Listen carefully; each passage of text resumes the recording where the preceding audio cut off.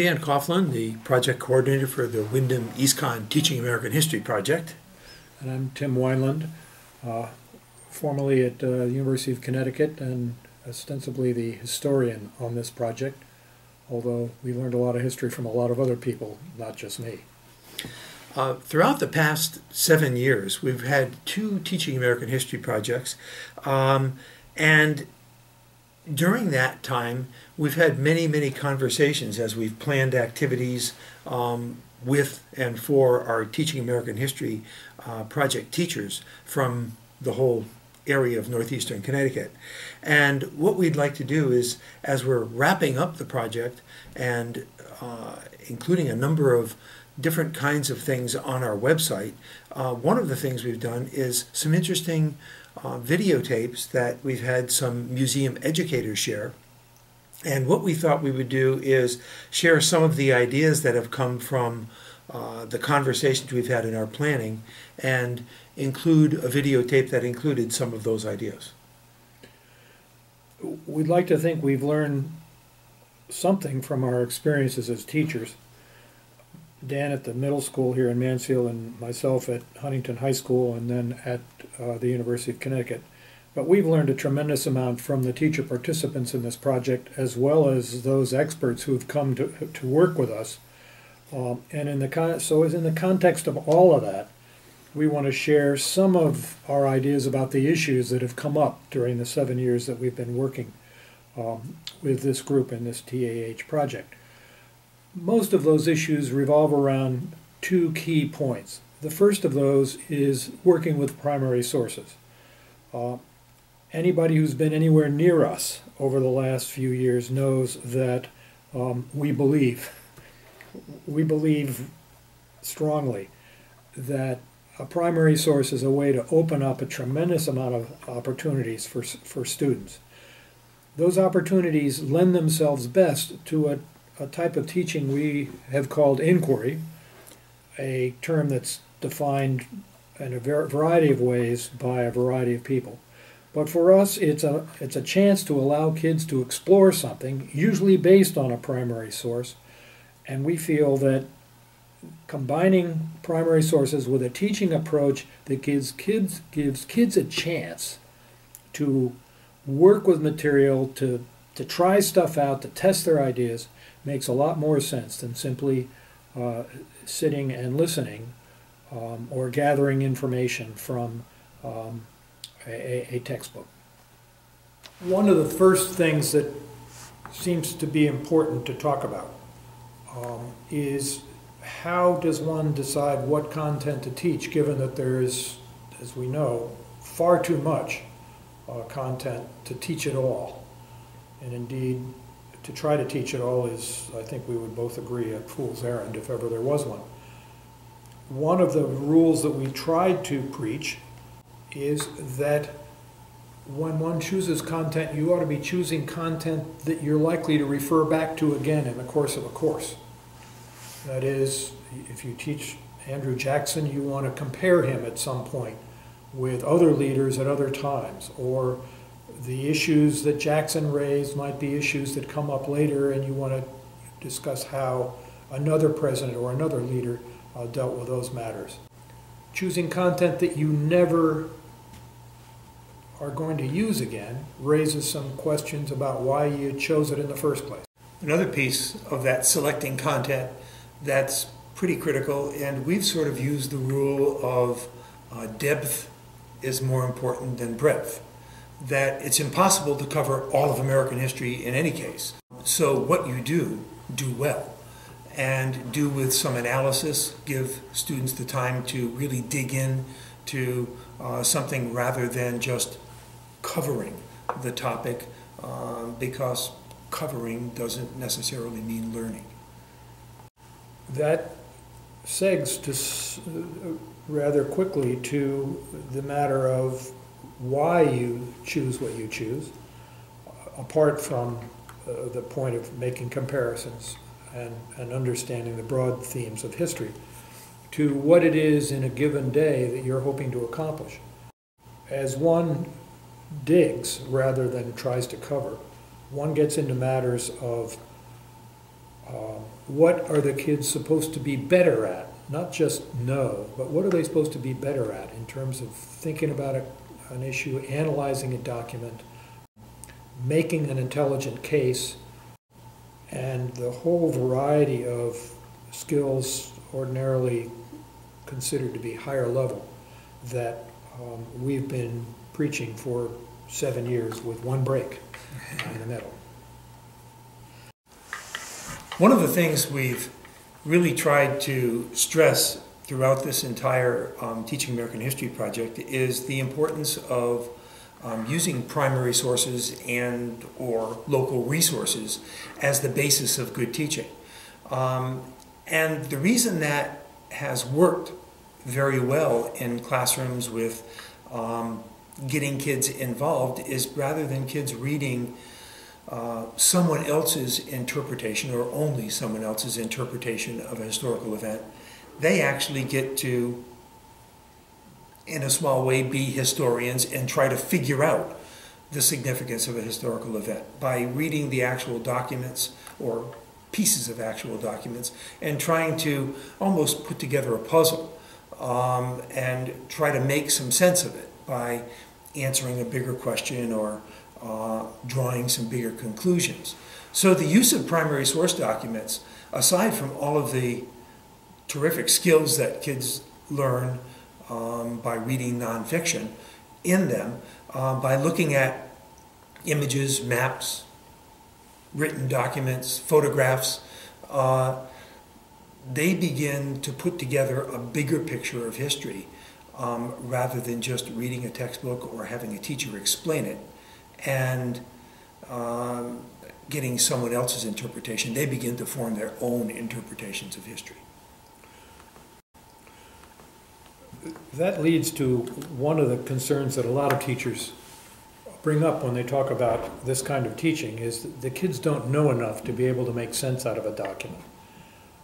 And one of the things that we've tried to stress, probably more than just about anything we've stressed, is that you can use primary material to start a lesson, have the kids get to the point where they're in a box, that they need information in order to get out of the box. They've gone about as far as they can with whatever resource has been placed in front of them. But at that point, they have a need to know if they're to go any further. That then justifies a short presentation, movie, or other thing, or reading on the part of the students in order to move forward to perhaps the next document or the next set of material. So that one need not start a class or start a program or a unit or whatever by the long lecture that basically gives you all the background you need to know. Very often, students are more likely, we think, to be ready to learn that so-called straight lecture type information when they've worked themselves into a corner with a set of materials and they need to know more information to get out. One of the things that one ought to consider as you help kids work with materials and work with inquiry teaching is to consider the fact that you have 9 months in a teaching career, in a teaching year to do this. So that the early experiences kids have with this might be better spent in much more structured work with documents where kids gain confidence with a relatively easy document with a pretty straightforward organization of questions that lead them to see how they can look at primary sources and make sense of them and how those sources can actually provide significant information that's important for them to understand. As one then moves along and kids gain confidence in their ability to work with pictures and the range of material that Dan described, it's reasonable then to begin to loosen up their approach to documents, to not give such a not present a document in such a way that it's obvious what the answer is going to be, or the line to a correct understanding of the document is pretty straightforward. And I'd love to throw students in the middle of a document and have them try to work their way out of it, so that they realize, A, that there's not, quite likely, not a single correct answer. There may be a variety of answers or possibilities as one works through the material on what it might mean and its importance. But you can only do that after they have gained some comfort in working with an individual piece of primary material. I think one of the other things that we really have enjoyed doing with our teachers in the project, and based on the lessons that they've created and that are on this website have shown that they've really used with students, is using a variety of primary source documents with students in one activity that have contradictory information, and helping them, helping the students understand that there's a point of view involved here. That very few things in history are perfectly clear. That there's a lot of ambiguity. That there's a lot of ways of looking at a historical event or a historical person, and that by looking at materials that have a variety of different opinions or points of view, probably is much more accurate of putting the student in a particular period of time, because the people who were living through those experiences had a variety of points of view. And as Tim said, they're not going to come out with one answer or one idea. They're going to come out with contradictory answers, and in some cases they're going to come out with more questions than they come out with answers, which is pretty good, because that means they're doing some thinking. One of the other fun things that begins to emerge is that ultimately, if you've really been successful in teaching history this way, is that the students will come to recognize the textbook as a point of view, as a document, prepared usually by a team of people, but certainly presenting a view of a particular event that is in and of itself possibly challengeable, because kids see, A, that our understanding of it evolves, and that history is rather more like life than we like to sometimes give it credit for.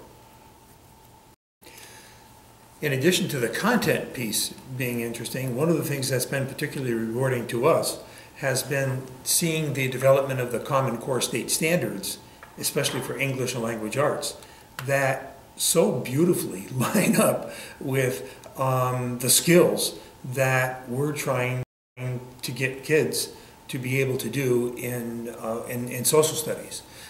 Being able to make a point and back it up with information, to be able to analyze two contradictory points of view and make some decisions about them. They go on and on and on. But those new standards for English language arts are very much in line with the kind of teaching we're talking about.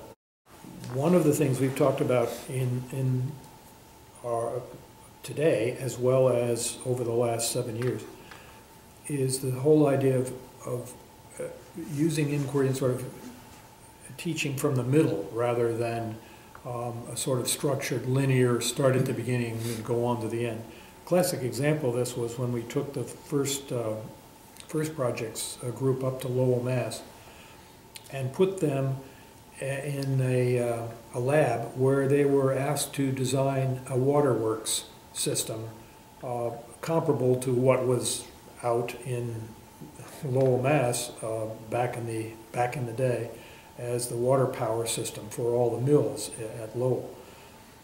There were very few directions given that day, at least at the beginning, so that our group was basically turned loose with a group of pipe, water wheels, and other tanks of water, and asked to put together the most efficient means of moving water to generate power. The alternatives were hysterical. Some of them were abject failures. Several were successful. But the realization along the way that different types of water wheels led to different speeds of water on the water wheel, which led to different amounts of power being generated, came from the students, not from some teachers saying, this is the best way to do it, see if you can construct it. In that way, inquiry was open. The exploration was, took more time than perhaps you might think was the most efficient way to teach. But in the long run, students learned an awful lot about different ways that water power can be generated. And we found that to be just a fascinating afternoon. As we work with inquiry, we believe it's not too much of a stretch to move from using primary material to talk about events in the past and matters of import in the past, to talking about something that frequently people refer to as values. Particularly in the area of what one might call social issue values, those broad-based areas that keep cropping up in our history and in our everyday news. One example might be the stress, the strain between one's right to privacy and the need for a culture to provide security through taxation, through the development of a military force, and a variety of things that may impinge on some people's aspects of that privacy. Looking at documents and points of view expressed in those documents allows students to explore these long-time issues that keep cropping up, and to explore them in a safe environment, a classroom, where they can test their ideas, see how others have looked at these ideas through examining documents, see how their classmates feel about these ideas, and hopefully come to a broader understanding of the kinds of ways of resolving issues where an absolute makes no sense. You cannot have absolute privacy. You cannot have absolute security. You have to find a way to balance those. And students in an intelligent discussion where reasonable people might disagree is an opportunity, I think, that classroom teachers should explore, try to use primary sources to move students into these areas. And we feel, as we've worked with our TAH colleagues over the past 7 years, we found some fascinating ways of engaging them in these kinds of activities. On this website, you'll find over 400 lessons that our Teaching American History Project teachers have created using primary sources, local resources as the basis for the lessons. Some of these deal with values issues that Tim was talking about. Most of them deal with an inquiry approach to teaching history. Also on the website are a list of resources. Not very long ago, you would be very excited to find a collection of primary source materials about a particular topic. Now, it's a matter of sorting and finding what not to use, because there are literally millions of primary source documents available on the web. What we've included are resources that lead to many of those primary source documents, and we think that might be very helpful to teachers in building additional lessons. Also on the website, we've included connections from a number of the lessons to the Common Core state standards that are being adopted by most states around the country. We're hopeful that people will see this connection as a way of looking at American history, any social studies lesson, really, as a way of getting at many of the skills that are dealt with in the Common Core. So we hope you'll find the website helpful for the resources, for the lessons that are up there in dealing with American history, for the Common Core connections, and for the other videotapes that might be helpful in learning how to analyze primary source material.